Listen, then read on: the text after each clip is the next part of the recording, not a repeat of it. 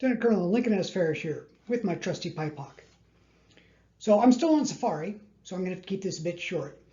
Now, every now and again you'll hear talk about U.S. isolationism, how we don't need to be involved in country X or we shouldn't be paying to take care of problem Y. Now, this is despite the fact that everyone knows that isolationism didn't keep us out of World War I, which set the stage for World War II. But I have an example from even further back, George Washington's presidency, of why isolationism is untenable and doesn't work. Now, remember, these are my thoughts, not endorsed by DoD, USCAPOC, SWCC, or anybody else. Let's get to it. Citizen Genet and the Illusion of U.S. Isolationism. As always, not endorsed by DoD, U.S. Army, USCAPOC, or the J Treaty Fan Club. Edmund Charles Genet, born in 1763, he was France's ambassador to the U.S. in 1794 to 1795. It's during the French Revolution.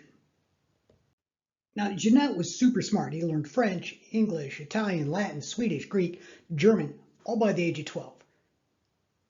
But politically, he was a mess.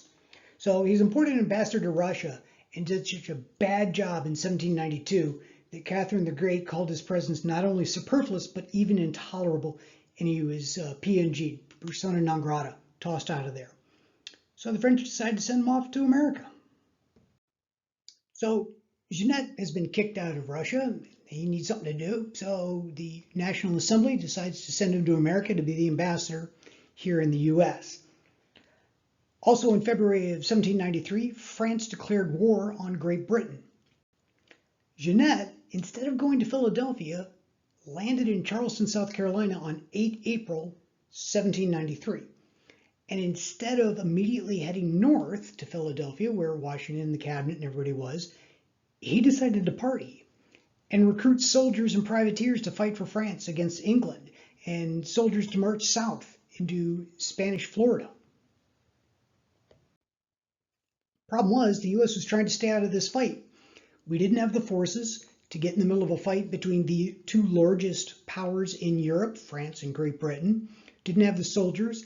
We were having problems at home with the Whiskey Rebellion that had started in 1791. 1792, no taxes were collected in the entire state of Kentucky.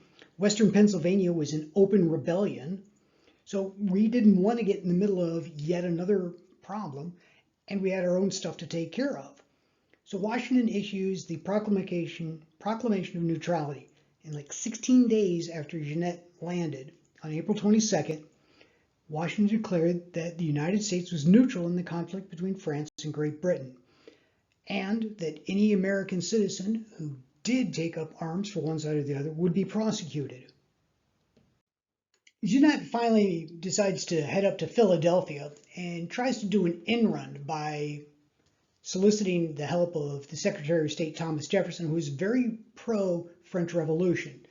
Jefferson, for his many faults, was not about to go up against Washington. Genet protested, and Jefferson said, look, your actions are unacceptable. What you've done and what you're proposing, no. If you wish to meet with Washington directly and make your case, fine, but I'm not going up against my boss. Genet finally gets his meeting with Washington, and despite the fact he has raised a private army and has privateers out and about, he said, hey, why don't you suspend that American neutrality and help out France? And Washington about loses his mind. And Genet's privateers are busy capturing British ships, mostly merchant ships, and the militia that he raised down in South Carolina is marching south to go up against the Spanish in Florida. And this is all happening after Washington had proclaimed our neutrality.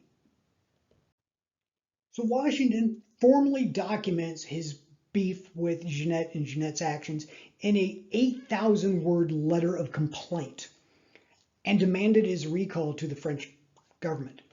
Problem was, the Jacobins had gotten rid of the Girondians, and Genet was a Girondian, and they had an arrest warrant out for Genet. If he returned, he was going to be guillotined. So Genet, knowing this, pleaded for political asylum. And he was granted political asylum. ends up marrying the daughter of the New York governor, George Clinton, becomes a U.S. citizen, and eventually dies in 1834. So the moral of the story, since the days when George Washington was president, other countries' troubles have washed up on our shores and we've had to deal with them.